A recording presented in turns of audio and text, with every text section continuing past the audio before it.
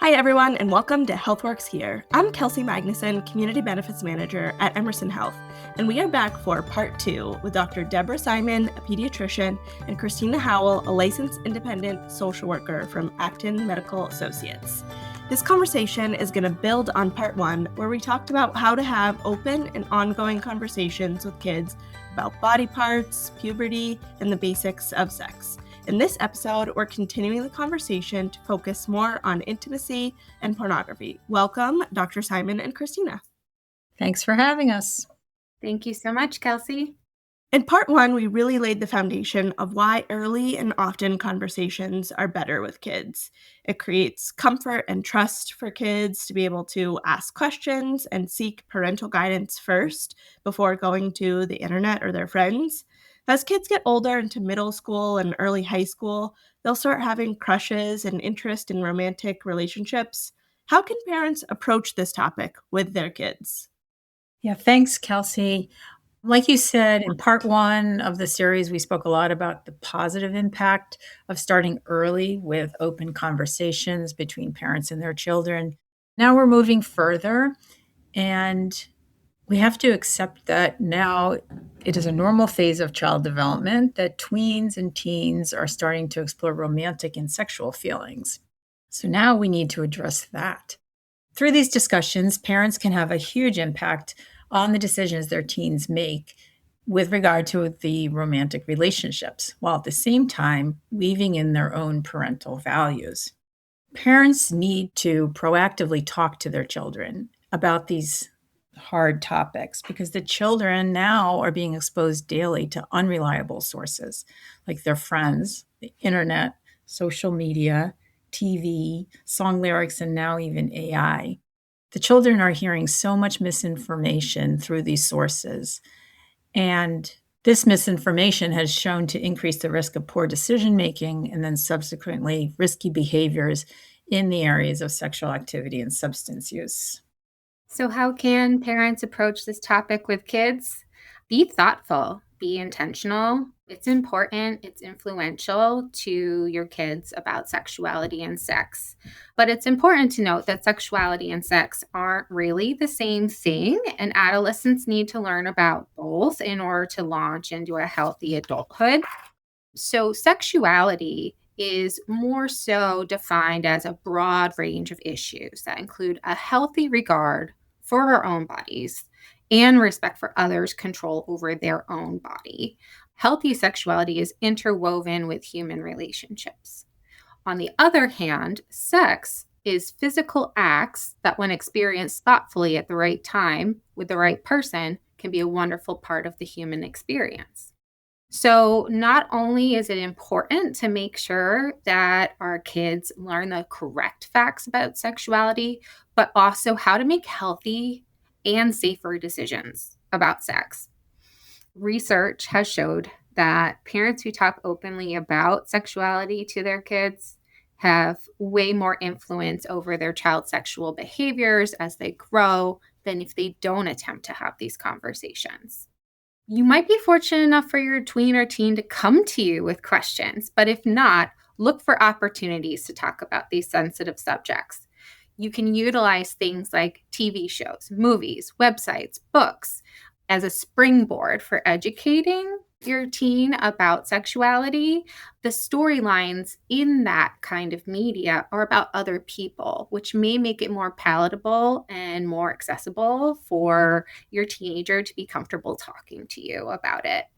So, topics that you could easily find in those types of media are like where babies come from, romantic attraction, LGBTQ questioning and issues, dating, breakups, pregnancy, sexuality, all of the above could be utilized through books and media as a support in your conversation with your kids.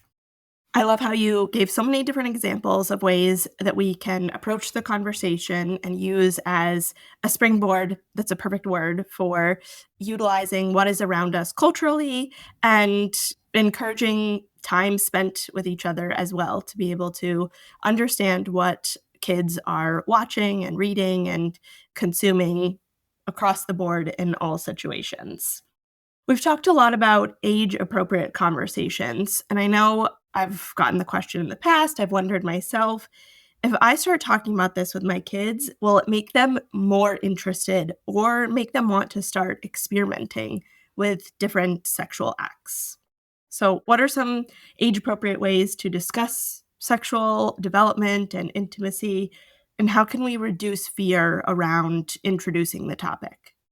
Well, age appropriateness is really important. So, individualizing your conversation to the emotional stage of your child is the key. It may come to a surprise to many parents that children between the age of 10 and 13 already know about sex.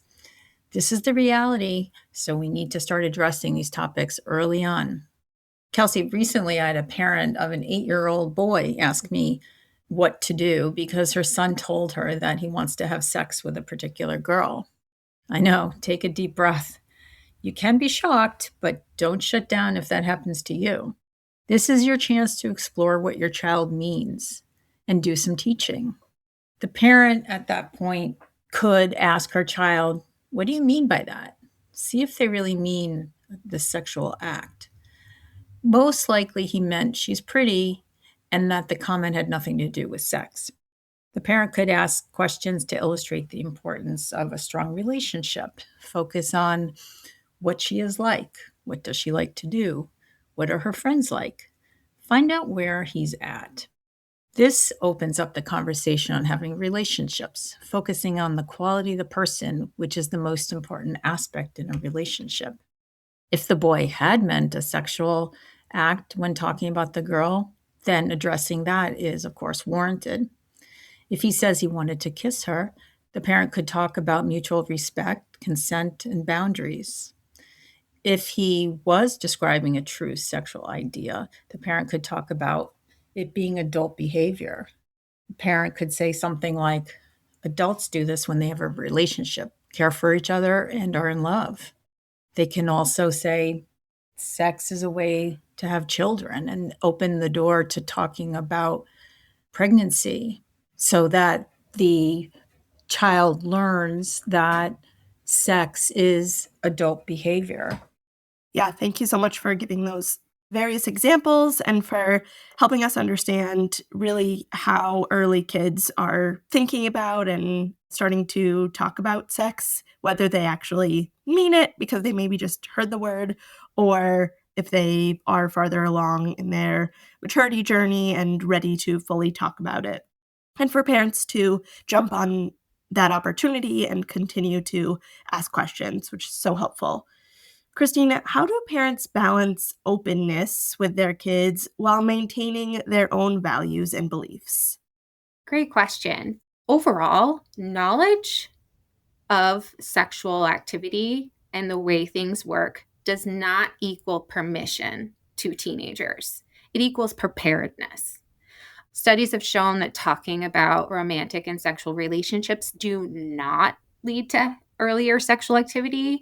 And as a matter of fact, it's been shown to lead to less risky decision making.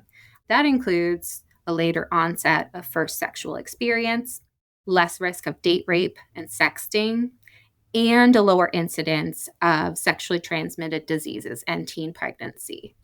Knowledge equals preparedness and not permission. Overall, there's 3 main don'ts and 3 main do's that I pulled together for our podcast today on how to talk to your kids while maintaining your values and beliefs. So for the don'ts, don't assume that your kid knows it all or has heard it all. When we assume they know too much, we deny them the basic knowledge that serves as the foundation of healthy sexuality. Don't assume that just because a question is asked that they're doing it. Plenty of teens may ask questions about sex, sexuality, contraception, and more simply because they're curious. And it's important that they get the accurate information about those topics. Don't assume that your kids understand everything you've told them or that we understand everything they're trying to communicate to us. Ask your teen to repeat back what you said to them. If something seems unclear, It's okay to say, I may not know the answer to that question, but let me get back to you on that. And either utilize the resources we already talked about, your pediatrician or other trusted adults, to discuss how you may feel more comfortable talking to your kids. The do's are: begin talking with your children early. Keep the conversation going. Listen to what your tweens and teens have to say about sexuality. Listening to our teens is the key to getting them to talk to us. And the more they confide in us, the more we as parents will be able to guide them towards developmentally appropriate solutions regarding sex. And overall, do encourage them to talk. If they have a question, ask what they already know or have heard. Be non-judgmental, be factual, take notes of their reactions.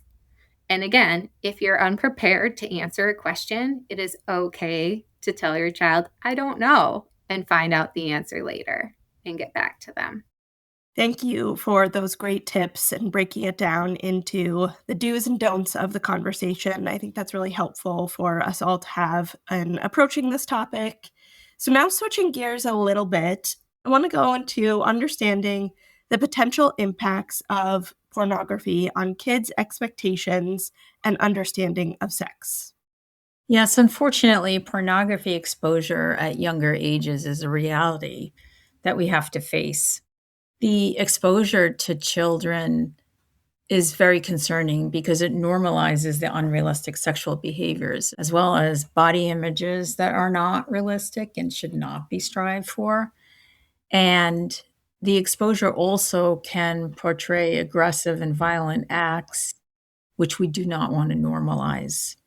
Studies have shown that exposure at a young age increases the risk of earlier initiation of sexual activity and more permissive sexual behaviors in children and tweens.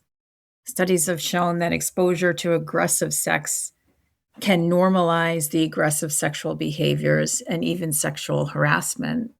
And also, early pornography has also been found to increase the likelihood of engaging in high risk sexual behaviors, such as unprotected sex, multiple partners, substance use during sex. So, the fact is that pornography distorts children and adolescents' understanding of healthy relationships and sexuality. On the flip side, open communication by parents, along with parental monitoring of media exposure, are associated with delayed sexual initiation and safer sex practices.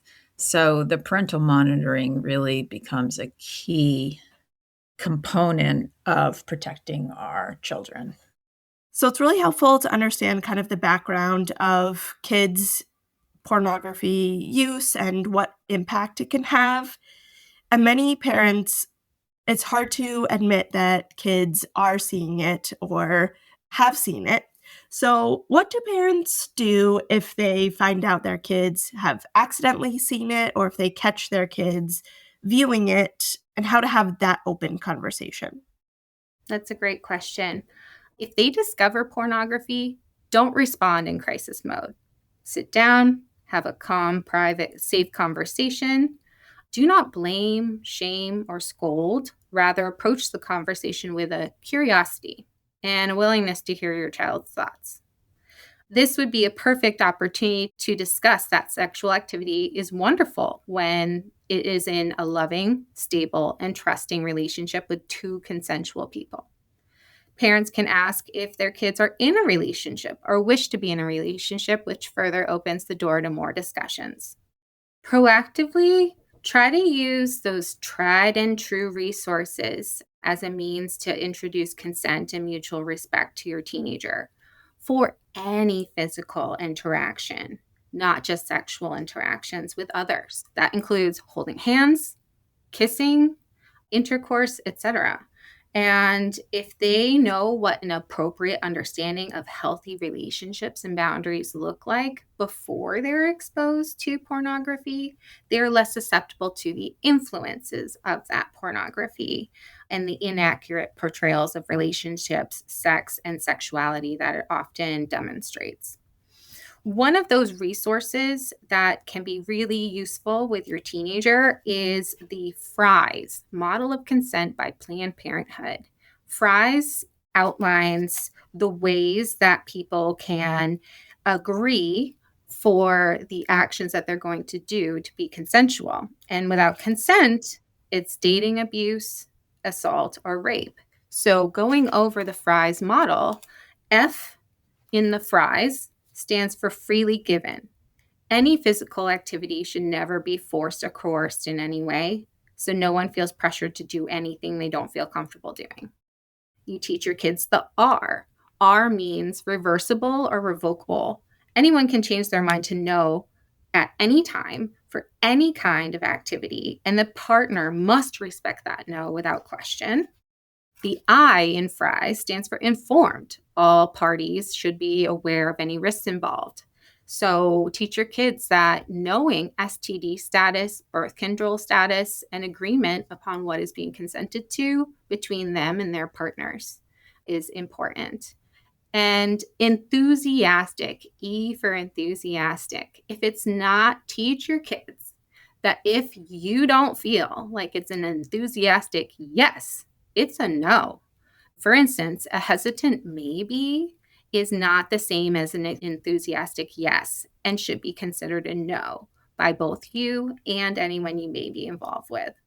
And finally, the S in Fry stands for specific. Essentially, it gives consent for one activity. It does not give it consent for increased activity or recurring physical or sexual content. So using the Fry's model of consent with your kids is just one of the many ways to talk about healthy relationships, boundaries, and consent. Thank you for such a great method that we can break down and always remember the Fry's and what it stands for. I'm so glad that we were able to bring this group back together to have this important conversation and continue to build on it. I want to give each of you just one more opportunity for final tips and tricks for parents having these conversations. Dr. Simon, we'll start with you. My final recommendation for parents is use any and every opportunity to have a short, non-judgmental conversation. Making general inquiries about your children's friends instead of asking them directly about themselves may be a little less threatening and more likely to open up the conversation.